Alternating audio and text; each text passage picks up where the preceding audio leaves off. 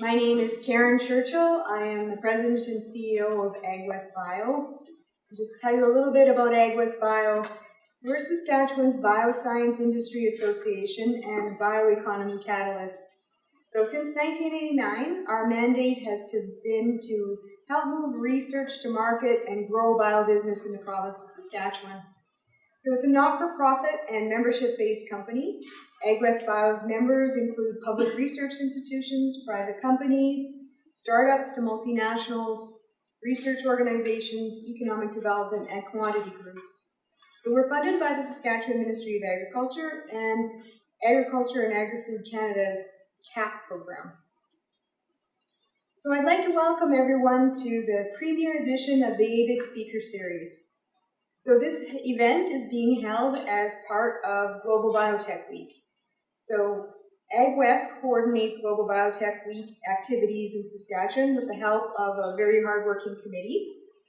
The week was started in 2003 in Canada and has become the Global Biotech Week in 2016 and is available now in 22 different countries.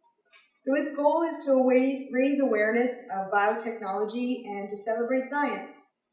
This year, of course, all Saskatchewan's activities have gone online, and you can find out more about those activities on globalbiotechweeksas.ca. So the COVID-19 pandemic has also brought biotechnology into the spotlight. So Saskatchewan organizations have joined the global effort to develop vaccines, preventative and treatment solutions. So these organizations include Vito Intervac and Zyus Life Sciences. So we should applaud the efforts and achievements of our local scientists and companies. And I'd also like to say a short thank you to our sponsors for this event, the Global Institute for Food Security and Farm Credit Canada. So the event is being recorded and you will be able to watch it on AgWest Bio's website in the future, but it's also being live streamed to over 160 people around the world. So we have some notable guests, including AgWest Bio's first President and CEO, Murray McLaughlin, and Ian McFadden. And you may remember that Murray McLaughlin was the CEO and President who decided to invest in the bold ideas of a brash Saskatchewan entrepreneur named Brent Zettl.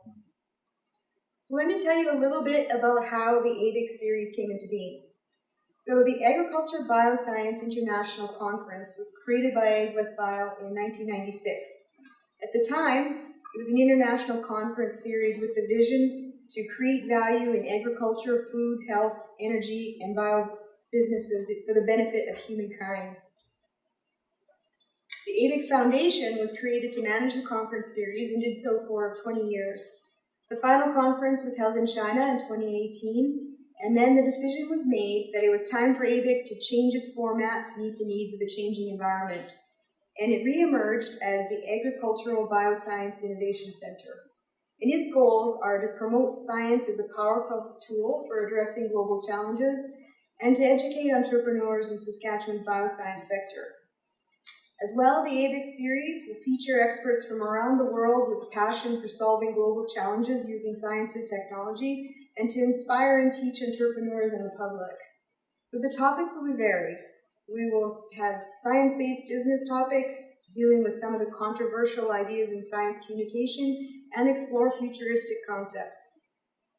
Last year, a very generous $300,000 donation was made by Brent Zettl to the ABIC Foundation, which enabled the development of an entrepreneurial education program called Beyond Entrepreneurship, Building an Agri-Value Business. And that program has two modules: Building a Winning Plan, which is agriculture processing business plan training, and Building Entrepreneurial Leadership. And we have some of our participants in the audience live today. So clearly, we could not have chosen a better speaker to kick off our inaugural ABIC presentation series. So our first speaker will be Brent Zettl. Brent is a pioneer in the Canadian medical cannabis industry. He is a Bachelor of Science at the University of Agriculture. He co-founded Prairie Plant Systems in 1988. PPS is a plant biotech company focused on micropropagation of prairie hardy fruits and potatoes. and PPS was awarded the first medical marijuana contract from Health Canada and was the exclusive supplier of medical cannabis to Health Canada from 2000 to 2014, and founded CanniMed Therapeutics in 2013. In March 2018, CanniMed was acquired for $1.2 billion, the largest acquisition of a cannabis company at the time. 3 days later, Brent resigned and started his new venture, Zyus Life Sciences, Inc. So Zyus is on a mission to advance the science of well-being in pursuit of transformational impact on patients' lives in Canada and around the world. And Brent himself is strongly committed to giving back to our community and supporting other bold entrepreneurs with great ideas who contribute so much to our economy. So before I turn the podium over to Brent, I'll just do a little housekeeping and ask people who are online to enter your questions into the chat feature, and we will read them out loud at the end of the presentation. And here in person, there is a mic. I only ask that you keep your questions fairly short so that we give Brent the opportunity to answer as many as possible. Brent, thank you for being our first speaker.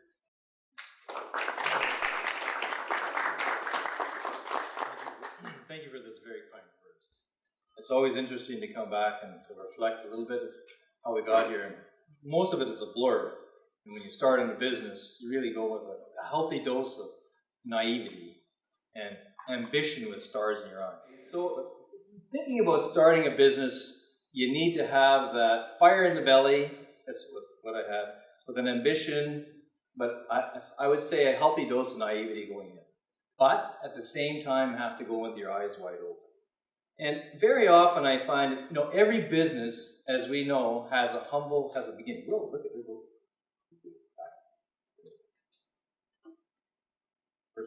That was quick. Anyway, every business has a humble beginning. If you look at, I looked up where Apple began in Los Altos, California. Look at where Amazon began, and all these conversations. That's where Prairie Plants began. I don't know why we don't go there right away. That's where Prairie Plant began in its marijuana operations. This is 480 meters below surface in Trout Lake Mine. That's what it looks like. The point is, there's a beginning to every business. It has to start with an idea, a thought, a conviction, something that you with a collective amount of information as an individual can see something that is going to be a need in the future. It's like Wayne Gretzky said, he was a great hockey player, as we all know. He wasn't great he said he wasn't great because he knew where the puck was, or is. He was great because he figured out where the puck was going to be. And that's the difference in an entrepreneur. They have a special set of vision based on their experience, their education. They can see something. It's an inspiration. And that's where it begins, at a very humble beginning with an inspiration. And these examples of how Amazon, Apple, even the small marijuana operation, these are all examples of how things began. They had a healthy ambition. They had a healthy beginning. They could see something that no one else could see.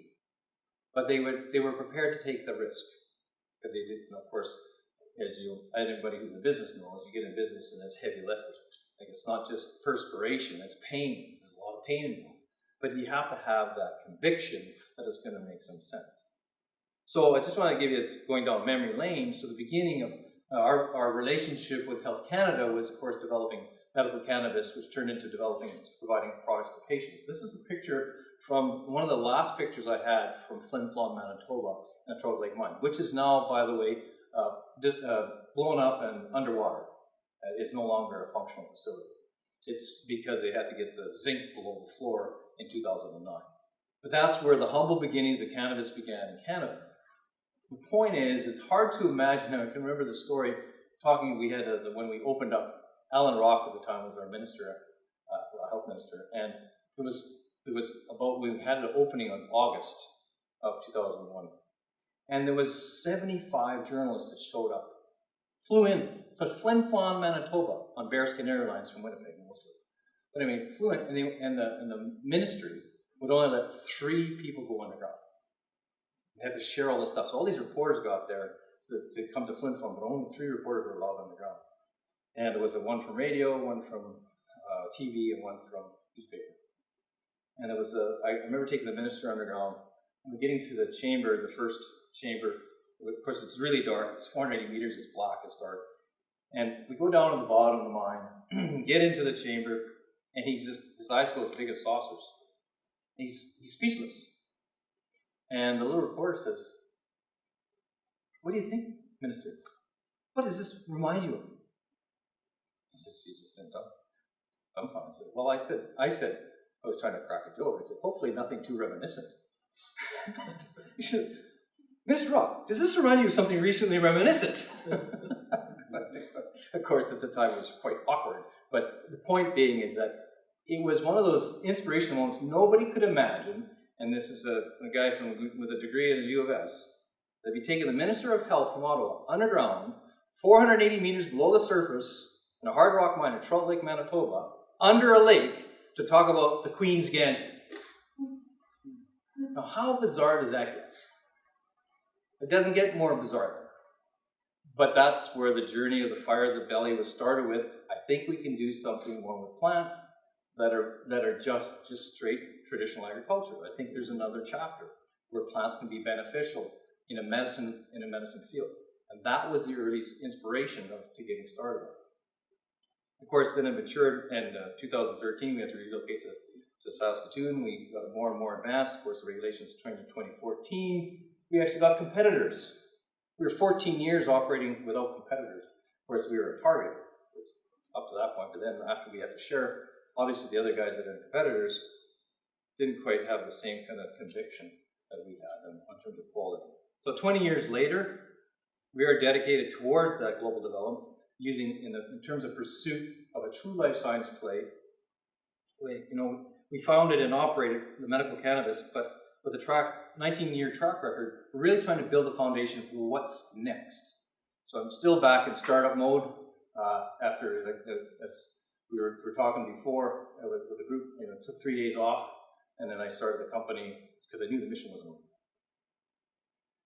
This time around, though, we had the resources and we had the knowledge base, and 35 members came with me to do that. But now with our focus is we're really trying to see the convergence of agriculture and pharmacy. And this is where we're now trying to drive the value proposition, life sciences, the green medicine, where we think the next chapter of having human health is going to take a new turn.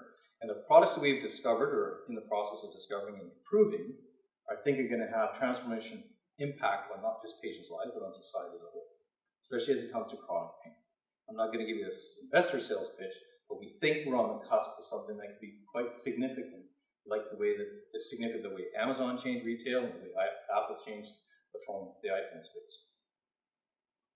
So some of the principles, when I was asked to give this speech, what are some of the guiding principles? Because obviously to start a business and to have it thrive and succeed is a multi-dimensional, multidisciplinary approach, and it's unique to every environment.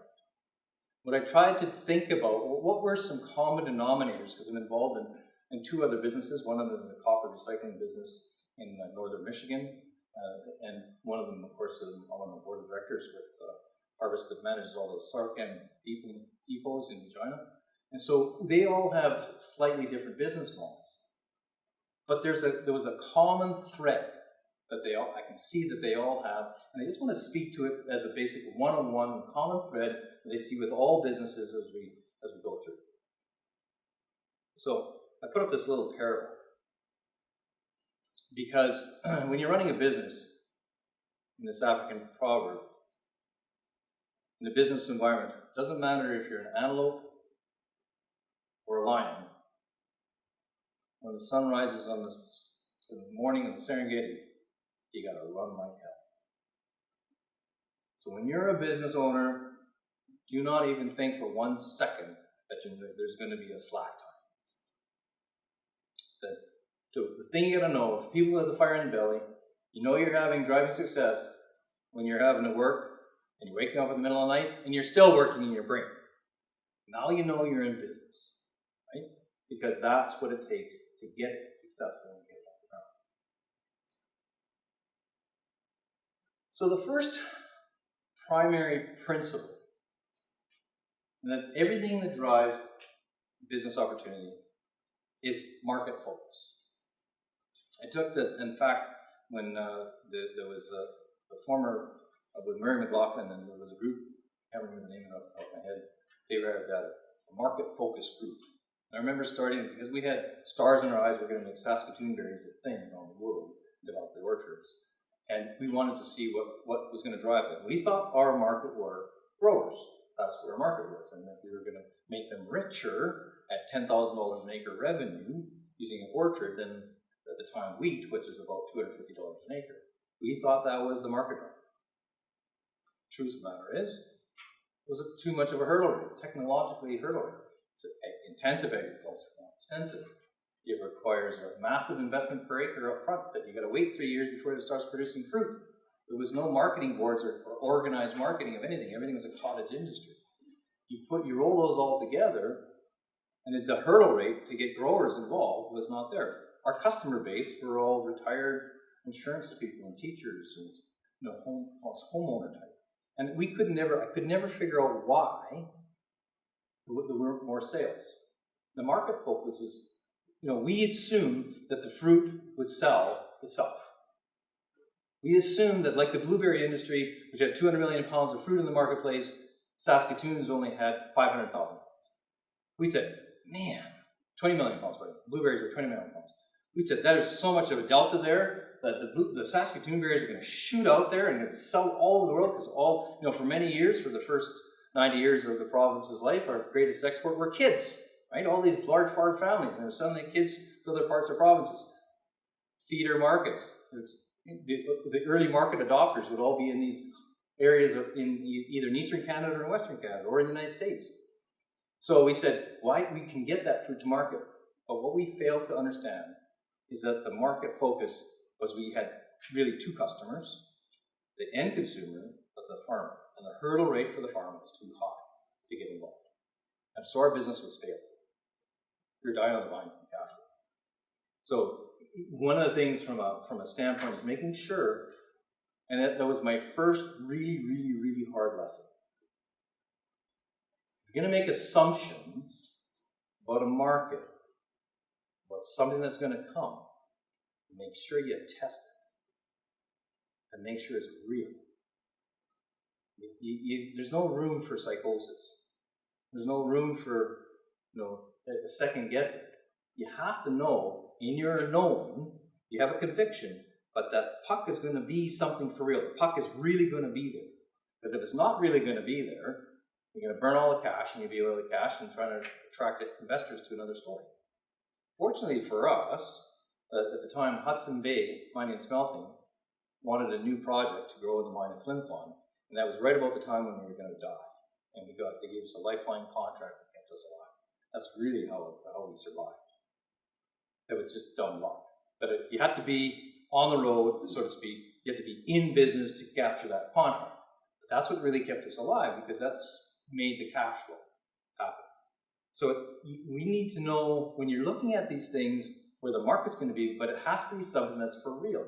And I don't know, like every market has its own way to test, but you have to be able to test those metrics. The more you have confirmation of testing the metrics, that the market's going to be there, the better. Little example we have in our industry, the reason I was convicted to start Zyus. We had, prior to 2014, patients were allowed to receive product if they had one of 8 conditions. Then, after 2014, when the doctors were allowed to write scripts directly to patients, and we were able to keep track of our own patients at that time, because before that they were Health Canada patients, that number ballooned up to 168 conditions from 8. But the people were being prescribed medical cannabis. When we stepped back and looked at the data, 58% of all the patients using our product were using for managing some form of chronic pain. And then another 19% were using for managing things in what we call neopsychiatry, which is anxiety, depression, and PTSD. And then eventually, when we were allowed to make oils, those two populations were gravitationally pulling to oils. They moved away from all of the herbal stuff. So the anecdotal, real-world evidence was the fact that these markets must be something legitimately here in order for the patients to gravitationally pull to those two types of products we have. So you look, so that's my confirmation number one, it looks for real. Number two is there pain in the market? Where is the pain points in the market? I don't mean to be a pun on words, but you know, in Canada, 1 in 5 Canadians still suffer from chronic pain. And here are the drivers. Baby boomers coming into sunset years. Chronic pain is being misprescribed, or shall I say, opiates are being misprescribed for chronic pain. And our healthcare costs are more than 50% of our national budget, except for anyway, 50% of normal budgets around the world. Those are the drivers. So now you know the drivers. So then confirm with more stats that looks like the addressable market for pain last 2019 was $77.8 billion. Now, I'm not going to say this is the blueberry and we're going to try to make Saskatoon for the blueberry market. The problem is, the pain point is that the opiates are being overprescribed. And so we know from our data that we know that the cannabinoids can displace the opiates and be functional. That's the business model. So now we know the stats are there, the horsepower is there, and we just have, we're doing a number of preclinical trials, and the first 2 preclinical trials, disciplined through a CRO, or contract research organization, has proved our theory with science and stats to be significantly better, to 0.005 significance over a competitor product. Now we know we have something that's for real and legitimate. But before that, it was all anecdotal. But again, before I decide I'm going to invest, we're going to all collectively pull in all this money for investment, let's make darn sure that the market is for real. If it's not for real, you're going to die or you have to change.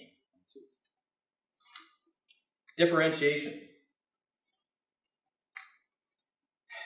The word that you need to think about is what is your relative significant competitive advantage.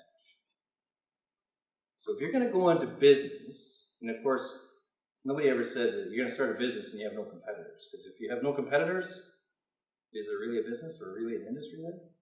There should be competitors. So then if that's the case, but you think you've got a better way, the question becomes, what could be my relative significant difference? What's my differentiator? How can I be different than everybody else when I could do it better, faster, cheaper, more effective?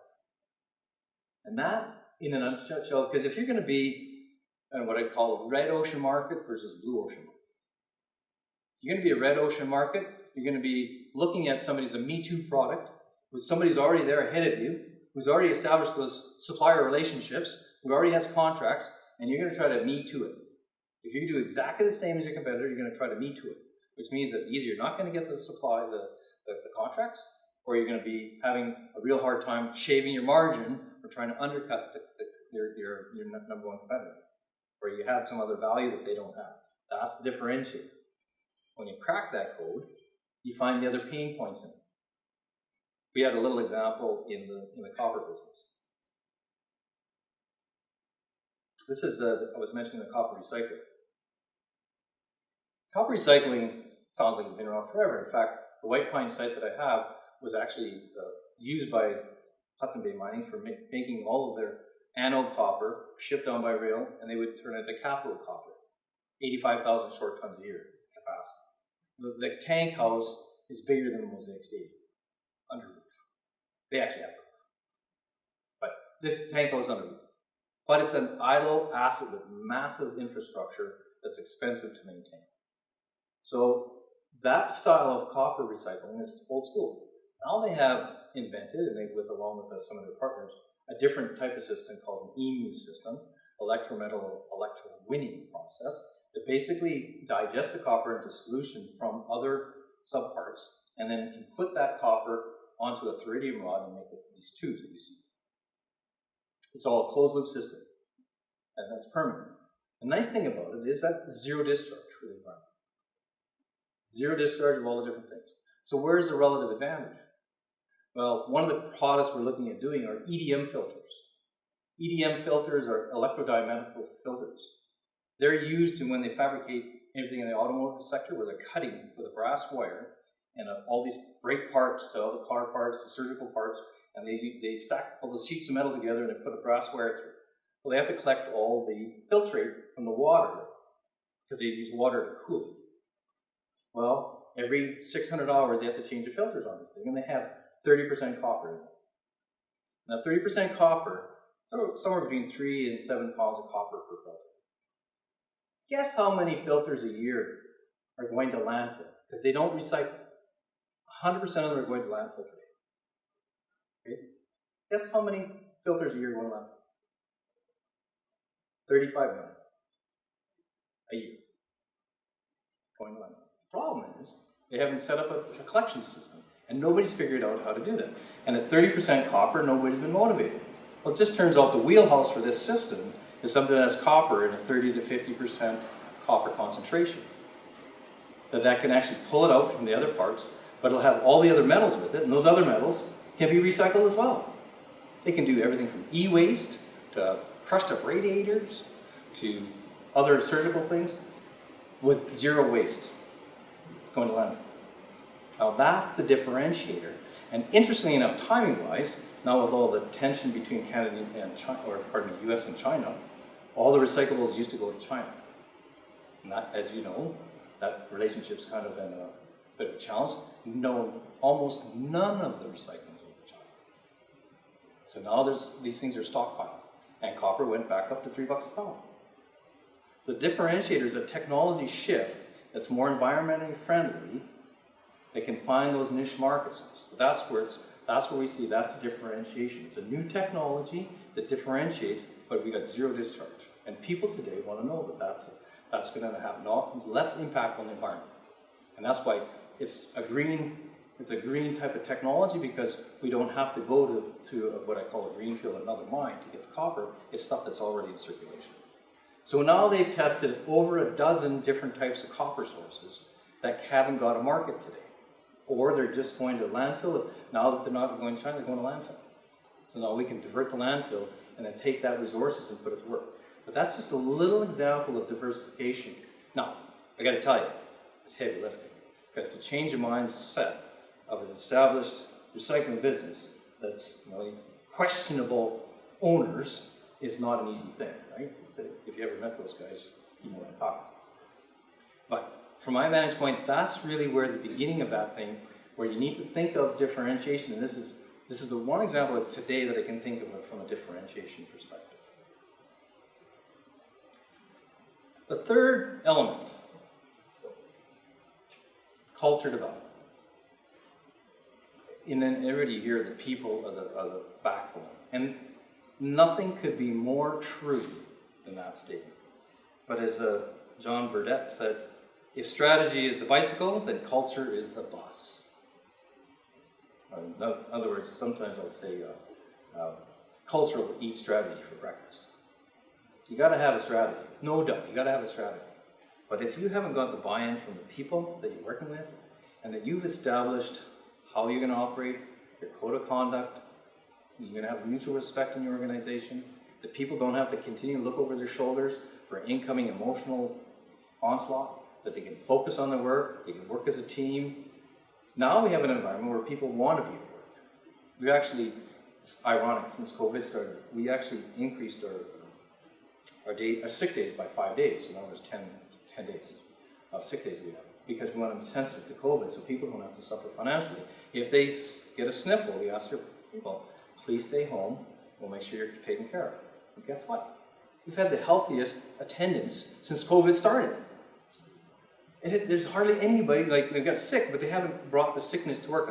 I'm going to power through this. I got to power through it, get this done. Now they all work from home when they're sick, or they stay home if they're really sick. But as a consequence, positive-wise, we've never had a healthier workforce. It's just amazing to me, and the response has been overwhelming. Excuse me. So it requires a common vision, and it requires a common thread of people who buy into the story and believe in the cause. And in our case, we all collectively knew the mission wasn't over. And yes, we got to get compensated, but there really, in today's world, there really has to be a purpose. You have to have a purpose. In the social media environment, you can't just be the evil corporation just out for profits. Yes, shareholders are important. Yes, shareholders have to have a healthy return. But that's not it. It has to be something that goes to a purpose, because the customers, the people you're serving, are the ones who are going to make sure that your shareholders are taken care of. It really works that way. So if you take care of your people and your work environment, it translates into taking care of your customers, which then translates into taking care of your shareholders. If you and just focus on the shareholders, I can tell you it's going to be a short-lived company, especially in this day and age, because you're going to be seen as the evil villain just going after profits. And that's not what we're about. Yes, we have to make money to stay in business. Yes, we have to make sure that, as I said, there's a return. But it has to be customer-focused, and the people that you bring to your corporation, they're your salespeople, they're your representation of the company going forward. And it's their interaction with the customers that are going to drive those sales. That's how the principles work. And I so often see, these archaic companies and how they operate in a top-down management, where you do it my way or the highway, right? The 50s style, right? That model is broken. The companies of the future are going to have where everybody is equal and they have equal say in terms of what their feelings are, what their emotions are, equal value, intrinsic value, different responsibilities. Different responsibilities. That's the difference. And they have to have a collective vision and purpose. So people who want to feel, especially the millennials coming, they don't want to feel like they're working for the big corporation. They want to work with their buddies. It's become the new community model. Like a lot of people say, I love coming to work so I can get away from my home environment because it's pretty tough right now. I like to be away from my kids when they're at daycare. But that's about creating that healthy environment, because I've always been a conviction that a happy work environment is very productive. Then you can put your energy towards creative energy, creative planning, thoughtful process, as opposed to dealing with all the emotional stuff that comes very often with a tough work environment. So that becomes a really mission critical thing. Number 4, financing and cash flow management. And my dad said, the necessity is the mother of invention and new markets, then cash flow is the father. If you're out of cash, you're out of business. It's as simple as that. Now, funny story, again, this is the naive part that helped continue down the process. But about 3 years into the business, about 1991, I had to have a meeting with our accountant, because we had audited statements even then. And we had a 10-to-1 debt to equity ratio, and payables that were over the top. And the auditor said to me, he says, Brent, I hate to say this, but I'm going to have to put a going concern note in your financial statements. I said, that's okay. My mom always used to call me going concern. I think that's a great idea. That's the healthy naivety that comes with it. I didn't care. It was unfazed by the fact that it was a 10-to-1 dot. The point being is that we had to keep going. And it was a struggle. And trying to start a biotech business in Saskatchewan with no money is not an easy challenge. It's one that's daunting. And again, kudos to Mary McLaughlin in the days that when I came and I needed cap in hand in order to help us get to payroll. He was very gracious in making sure we got there in the first place. So, but from a planning perspective, there is a life cycle. It usually starts, there's a cycle of financing. It usually starts with what we call the love money, friends and family. Then it moves to angel investors. And then it moves to venture capital or then institutional investments, and then either IPO or you get bought out. But there's a life cycle. And I think as entrepreneurs, we have to recognize that you need to have that cash flow to do that. You need to have that cash investment up front. And so it's important for you not only to share your vision with the employees, you got to share the vision with the new high-risk investors. Now, truth is, the COVID-19 environment that we're in makes it tougher because everybody's in real time has been pulling in their horns because the market's been too difficult, right? And people are putting in cash. And so you got to have a very, very compelling story. And they have to also know their exit. So if they're going to put the money in, they want to have an exit. When I started the business, they always thought an exit's of 5 to 8 years. Now, the guys I'm talking to, they want to exit in 15 months. They want to be out in 15 months with a 30 to 40% return minimum. Now that's a tall order to do when you're in a startup life sciences or startup ag business. That's a really tall order. But you have to find a way they convince them that the story is compelling enough that they can take the risk to get the return. And there's a defined exit. So there's different vehicles, different structures. Now I'm not going to go into detail. But that's really what it boils down to, is you need to have a defined exit and a defined plan for that to happen. So cash flow management becomes a preoccupation. I think we've seen a lot of businesses fail because they just didn't think through all the cash demands. And like I say, if you're out of cash, you're out of business. That's as simple as that. You can only take it so long. You got to make sure you get cash. So creative ways to do that, other that are legal. Make sure you get to your first generation of products to the marketplace first. You don't need to have it perfected to generation 5 before you start selling. Sell the first generation. Get it testing in the market. Then sell the second generation with a little, a little tick up. Then you start building a customer base. Then sell the third generation pretty soon. But that's really the trick, is to get those cash flow in the door. And then once you have sales, then the investors have more confidence.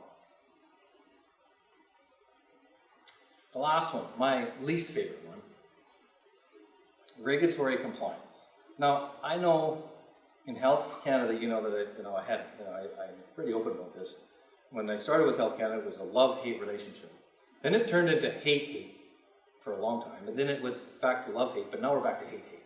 So it's one of those relationships with Health Canada that I have to deal with. But unfortunately for us, I have to deal with now regulatory frameworks in 21 countries. Because now we're looking at ambition to go to 21 countries. And every one of them has a national health agency. And every one of them, they're not like Health Canada. Some of them are quite cooperative. Some of them are standoffish. But they want the business, so they've got the extra thing to make sure, because we're coming to business. But from my vantage point, in agriculture, also know that regulatory issues are a burden. They're a real burden, and you have to find a way to try to work within the system to get to where you have to get to. It's hard, somebody once told me that, and I don't apologize ahead of time for anybody who's in Ottawa, but I had one senior bureaucrat tell me, Ottawa is defined as 2 square kilometers surrounded by reality. I think that's so true, and it's a lot of cases. Now it's even more true with the paranoia, but they have a culture of fear within the bureaucracy. So you have to find your champions who believe in your cause, who want to help to promote the business, but still live within the rules as much as we can. And I can't emphasize enough that if you try to beat it, it's like you can't take on City Hall. You can't take on all of them. You have to work within the rules. And that's really when I found out a lot of our competitors, of which I will not name in this presentation because it's going to be recorded, they intentionally broke the rules, knowing full well if they got caught, it wasn't going to be the end of the world. Now, Health Canada gave them a slap on the wrist for the most part, yanked their license for a while. But for the most part, they thought that they could overload or overlord it on Health Canada. And it's simply not the case. CFA is the same way. And by the way, just an FYI, newsflash, most of the really hard people who had to work with Health Canada went to CFIA, to the CFIA, Canadian Food Inspection Agency. So the really hard-nosed individuals, when all that meat stuff started happening in the inspection plants, they all were hired en masse from Health Canada over to the CFIA. So they've got a really good. But no, eventually I got along well with those individuals. I don't think I have time to share my really funny story, but I'll tell us during the wine break. I'll tell a funny story. But the point is, I think it's important to understand that there are rules. Whichever business you're going to be in, there's going to be rules. And the more that you can master those rules, find the sort of the gray areas, because there's black and white, and then there's gray areas. And those gray areas are what you got to negotiate with the regulator. And the more that they see that you're not about trying to hurt them or hurt, to thwart, but you're trying to work within the context of the rules that are there, but maybe subject to interpretation, then they'll work with you. That was my experience. They'll work with you. But it takes a significant amount of effort to do that. So those are in the recap, market focus, differentiation, culture development, financing and cash flow management, and of course regulatory compliance. Now, this is not by any means a complete list. This is simply the very, very basics of the things when I started this business that I have to cast my mind to on a very regular basis. And I'll leave you with the last thought from Steve Jobs. If you look really closely, most overnight success took a long time.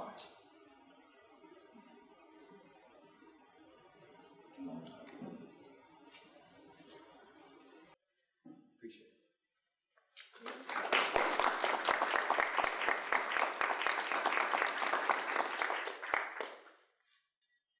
If there's any questions? Sorry to be done. My name is Roberta Bain. I'm from Mother Labs at the Cannabis Industry. So my question is just more relevant to specifically the cannabis space, and I know you reside mostly in the medical angle. Sure. We do find that when it comes to financing, creating that healthy balance of debt versus investment, we do find that there's quite a stigma or just a lack of resources available to us in that financing world in the recreational standpoint. Now, I don't know if you felt the same within the medical, but do you have any suggestions or opinions or insight that I might not have as to how I can look at creating relationships with financial institutions? Because we can get investment, it's no issue, but you obviously want to have a bit of both, right? Sure. That's a great question. Well, unfortunately, the industry in itself has taken a bit of a nosedive, and it's because the big players, their financial performance didn't keep up to what they promised. And as a whole, and when they went and got listed on the U.S. stock exchanges, then they actually have to be held accountable. So the lawsuits started. But you're taking an industry that's hyperinflated on massively expanded on capital. They were rocketing in value. Everybody thought it was going to be a new day in the recreational market. But the problem that I could see in the onset was that enforcement on the gray market, the black market, wasn't strong enough. They weren't even interested in enforcing it when it was a black market, let alone a gray market. So instead of being $4 billion of revenue for the entire industry predicted, it turned out to be $1 billion. So what does that translate into? Investors being shy on the cannabis space. So nobody wants to invest in the cannabis space. And of course, we have the biggest ones that are drawing this down, or some of them I'm not going to name them. Now, we're into what I call the dot bomb. We had the dot-com before, now we're in the dot bomb. But we're coming out of the dot bomb, and pretty soon it's going to be the other end of that, where there's going to be renewal, and you start to see the green shoots of investments coming back into them, because the companies that have righted themselves on their cash management and their business plan are starting to get some interest in it. So it had to come through that valley of death. Now, when I started with Curse, we started with the first one, but now I think there's over 300 licensed producers in this country. There still is carnage coming. So the investor base is looking for M&A activity, merger and acquisition activity, and they support that. So some of the strategies is find somebody to partner with, and 1 + 1 very often makes 5, not 2, and then that becomes a compelling story for an investor, and especially when you're a startup. So you find somebody else to partner with, so that you can make an actually boomerang or halo effect on a value proposition. But that really, I share your pain. We're into that very same dilemma, despite the history that we have, where financing is a difficult thing. Now, you always want to have the debt-to-equity ratio managed. Equity is patient, but it's expensive. Debt, given 2% interest, and what is cheap, but it's not patient. So you have to have a balance. Other than that, that's pretty much you have to navigate your way through it. Differentiate yourself how you're going to do it, how you're going to make money to invest in your product.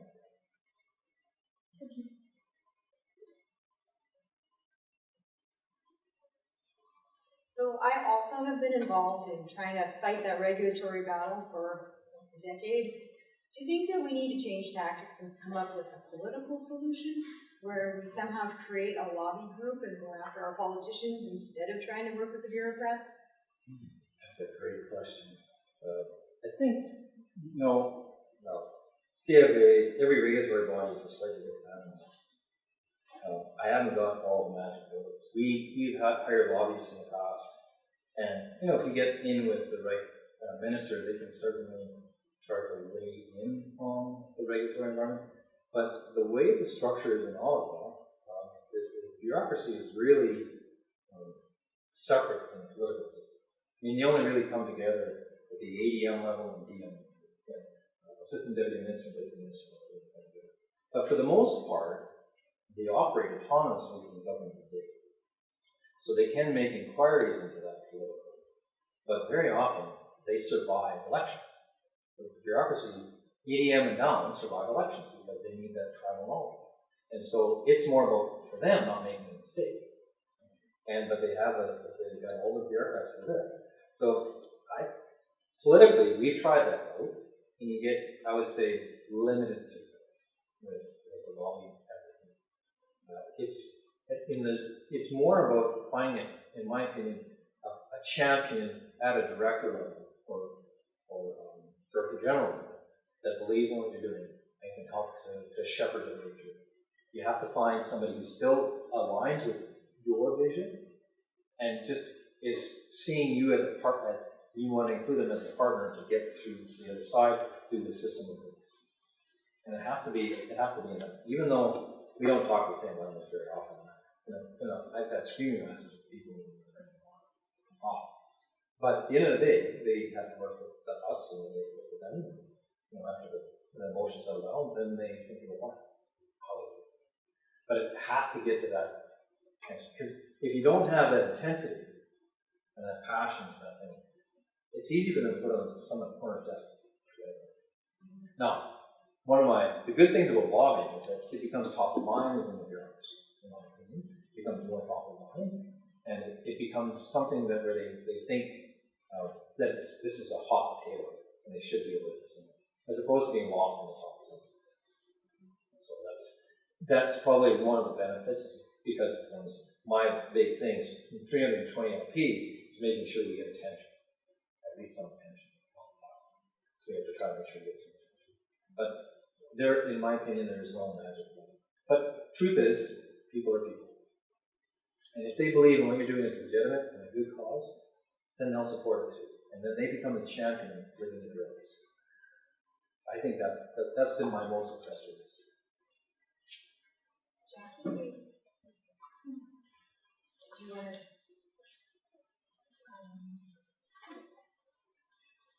Well, I'm also going to ask you, not just facetiously, are Saskatchewan entrepreneurs different than the others?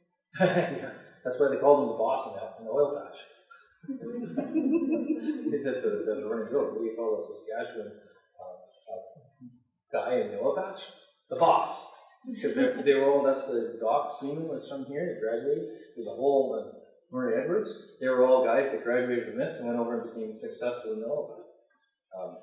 For the most part, the key elements of Saskatchewan people in general, because of our agricultural roots, I find that very often there's a prevailing theme. Most of the people that are here have the sense, at least 2 generations away, where there had to be that pioneering spirit that was a combination of hard work, very hard work, dealing with adversity and still taking risks, because the immigrants that came over at the time, like my grandmother, she came over to be with my grandfather. We met once at a wedding dance, and after the letters, she took a one-way ticket from Austria to come all the way over here by herself on a ship. So there's a bit of an appetite for risk, not a lot, but a bit of an appetite for risk. There's a sense of cooperation. We have co-ops, and there's a way of how we learn how to work together because we have to survive. Fourthly, we're innovative. Most of the things, a lot of equipment, like the air seeder, right? The guy who invented the air seeder lived 10 miles from our house. He invented the air seeder. Cultivator ship that was invented here. There's a lot of equipment, the breed, marketless wheat that gave rise to all the meat. Wheat. Canola was invented around the same street as here. So we have a lot of innovation and innovation. You put that combination together, those 4 things, and that's what makes us different. Overall. If you're missing any one of those things, you're just less really than another thing. We inherently, the real true Saskatchewan entrepreneurs, that's what I was saying. You get the full check mark from all 4. Especially if they come from smart I had a question about culture. As you're a small organization, it's very easy to pass culture around to your team because you're with them every day. But as you continue to grow, I think we're approaching, I'm also from other labs, as we're approaching like 40, 50 employees, we're facing the challenges of kind of spreading that culture to everyone. Do you have any suggestions on how we can kind of adapt our culture with a growing workforce? That's a good question. Well, we have other of course, I always try to deal with having communication with everybody. I have an open door policy now, but we have quarterly State of the Union addresses. Even virtually, we did the last one virtually, and we brought everybody a bag lunch and had it shipped to their door, wherever they were. Right? So again, you have to have communication. A CEO that stands for Chief Enthusiasm Officer. Right? So you have to have somebody who's cheering the crew on to let them to be able to work together. Now, there are consultants in the programs that you can, once you get to maturity, you're just looking into now, where you can involve the whole corporation to get Myers-Briggs and those kinds of things to get people sort of aligned with the culture. But the culture really starts with senior management. How do they treat their employees? Are they sharing their vision? Are they giving updates? Are they giving kudos to it? Rewards well done, and then articulating very honestly when things aren't going the right way. They're not blaming anybody, but picking out the issue and say, okay, what's the solution? This isn't about you doing a bad job, you and you. This is about, okay, we have an issue, how do we fix it together? Right? And so culture starts with the senior management, and you have to communicate that. And once you build that trust with your employees, they're not, they can bring forward a problem, or they can bring forward a thing without feeling like they get a job for it. Then you know that you're on your way to building a culture. But you have to share the vision, and it becomes, again, articulating the human experience. We're not just robots. People aren't robots. They want to feel like they're included. They want to feel like they're appreciated. They want to feel like they're making a part of something good. And to the extent that you can do that, that's what the culture. Difference is, with tools, you can recognize the different personalities. These are different, right? And how they can work and communicate together. Our biggest challenge right now is we've got 80 people already. We're trying to figure out, we each have communication challenges between different departments. So how do we get away from the silos? How do we get them to work more cooperatively together without having meetings every single day to the point where, I saw this on the plaque on the MEDC, which is the Michigan Economic Development Corporation, vice president said, we're going to keep meeting around here while you figure out why nothing ever gets done. So you don't want to keep all the meetings, but you have to find that sweet spot of keeping people engaged. And you can't do that unless you communicate with people. And lots of different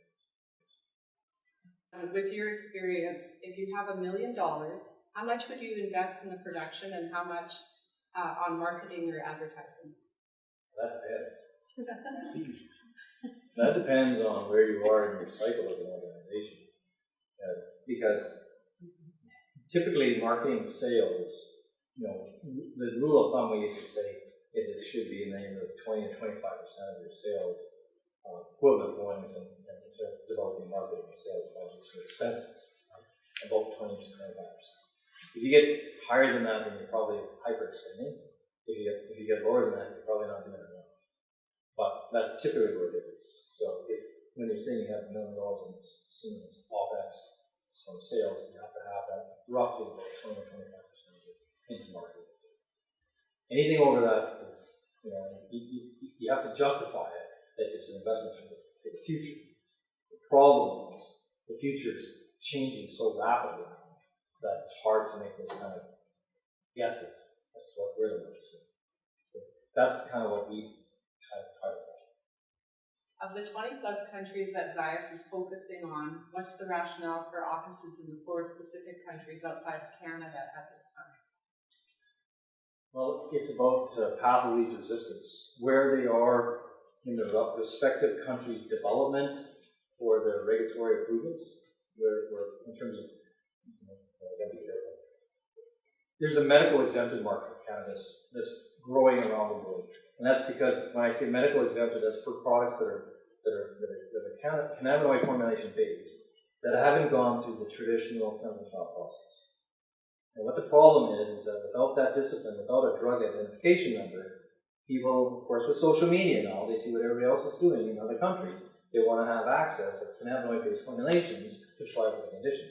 Now, with enough political inertia in each individual country, they tend to sway the country politically to start to make exemptions, medical exemptions.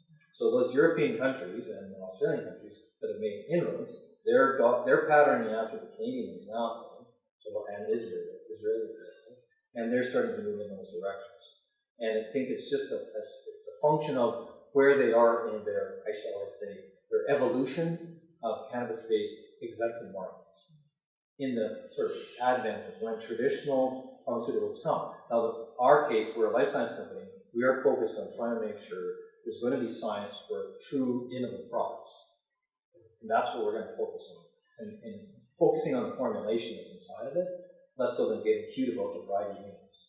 And the variety names are important for a recreational experience, but the same plant is used for medicine. It just so happens in our case, we know that generally speaking, it's very, very general, that about 10% of the dope amount it takes to use for a medical condition is than what it takes to get high. In other words, getting high takes 10 times the amount that it takes to manage a condition. So getting high is the overdose response. So what we're looking at is we're trying to get precision. So again, differentiating the market in those countries is saying we have a medical exemption market that's asking to have access to this, and it's on a compassionate basis. And those countries that are more further advanced are the ones that we've chosen to enter into first. From Marie McLaughlin. Says, Brent, I like the way you describe the Saskatchewan people, starting with your grandmother. A couple of things to add is patience and saving for the rainy day. Amazing how many forget rainy days happen. Question, do you think microbial cannabinoids reproduction will become the preferred cannabinoid production system in the future for THC, CBD, and or minor cannabinoids? You know, there's interesting things. There's also synthetics too, right? Now, it's going to boil down to cost. I had this discussion with somebody the other day. We can use yeasts to make cannabinoids. The technology is there. The cost is a question. How much is it cost? If I'm right now looking at something that's worth $3 a gram, what's that gram equivalency that's made of yeast? And I can tell you it's probably in that $30 to $40 range minimum. So it's going to be 10 times the cost. So, that's just rough numbers. And then synthetics we know that for one of the synthetics, we're paying $250,000 US for a kilogram of pure plastic. So it gets relatively expensive. So at the end of the day, it's going to be whichever, cannabinoids are cannabinoids. The FDA now can look at cannabinoids as the same molecule, doesn't matter what it's made. The question becomes, which is going to be more cost effective? And I, for the life of me, can't imagine that a plant that's bred to produce a specific cannabinoid, like THC and other minor cannabinoids, growing in a field environment eventually, is going to be anything can go cheaper. It came from the plant in the first place. So we see the field model is going to be an important thing in the future. Clone plants in the field. We're going to need some breeding work and development work. But even at 25 cents a gram, we know that it's 3x the canola revenue, right? So who's not going to be motivated to go? So it's a green medicine in a sense. So my humble opinion is, yeah, the technology can work. We have great technology, but it's going to boil down to cost. Speaking of skating to where the puck is going, what's your take on the emerging market of psychedelic-inspired medicine? I can tell you that, generally speaking, the human condition is one. When we have 168 conditions being prescribed for cannabis-based medicine, that there's a lot of suffering. And there's still lots to be discovered. And so, the psychedelics or any other product, the fact that there's research going into that, some science behind it, I think is going to make sense for the future. Because our human condition is not healthy. We need to go beyond we're an individual with 7 to 10 medications at a time and still feel like crap. And people are sick and tired of being sick and tired.